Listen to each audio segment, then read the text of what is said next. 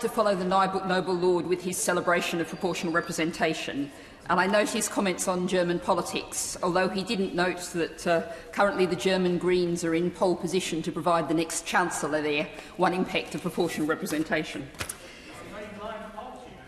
But I'm not planning to use this speech as a party political broadcast.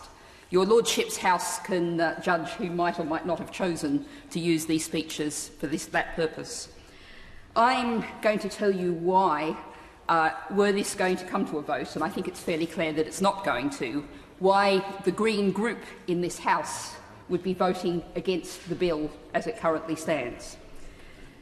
We're not doing that because we think that this unelected House should not block the bill. That's not the reason for our choice.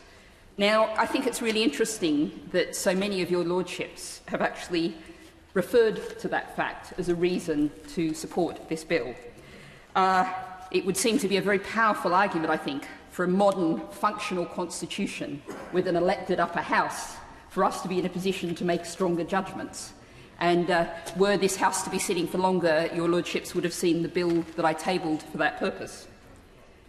Now, I'm not saying we would vote against this bill because, as Caroline Lucas said in the other place, because a general election is just that, on general subjects. And the sensible, logical, democratic way to solve the Brexit chaos would be to give the people the final say, even though that's obviously the fact.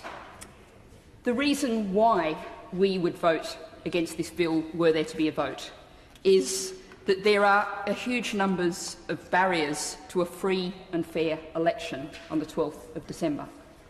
Now, the noble Lord, the Lord Putnam, earlier made many reference to the huge problems that we have with technological change and how our electoral system, our electoral laws have failed to keep pace with that.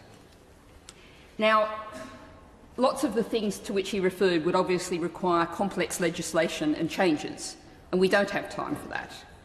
But the Green group proposed, following from Caroline Lucas in the other place, a small amendment to this bill. Now, we were told by the Public Bill Office that this was out of the scope of this bill, but I am now going to read this to put it on the record because you can see how simple, easy and quick it would have been. The title is Unlimited Fines for Electoral Offences.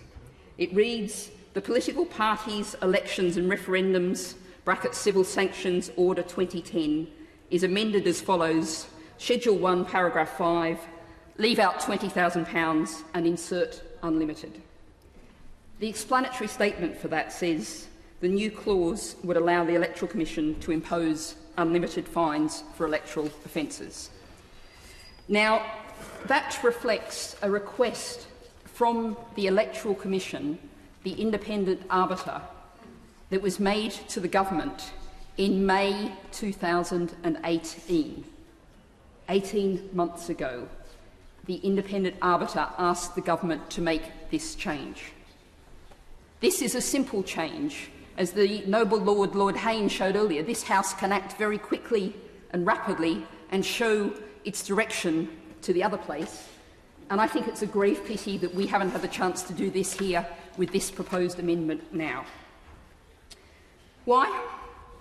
Well, the current £20,000 maximum fine is peanuts to many of the people who are able now to buy the rest of the politics that we all get. An unlimited fine, a fine that would allow the Electoral Commission to act in proportion to the level of the offence, a very simple change, would make the coming election on the 12th of December free and fair, a little bit freer and fairer anyway. Finally, I do just want to reflect on just how broken our politics is and how I fear this election is incapable of fixing it. On Christmas Day, it will be 5 months since Boris Johnson became Prime Minister, should he still be Prime Minister then. Over that period, the House has set sat for less than 1 in 5 days. In those 5 months, the Prime Minister has answered 3 Prime Minister's questions. That is a record unmatched by any other Prime Minister in history, and I think we would all hope that will not be matched by any future Prime Minister. Now, the noble and learned Lord Judge suggested the next election would be December 2024. I think that's very optimistic on our current circumstances. Our current politics is broken. We need far more changes.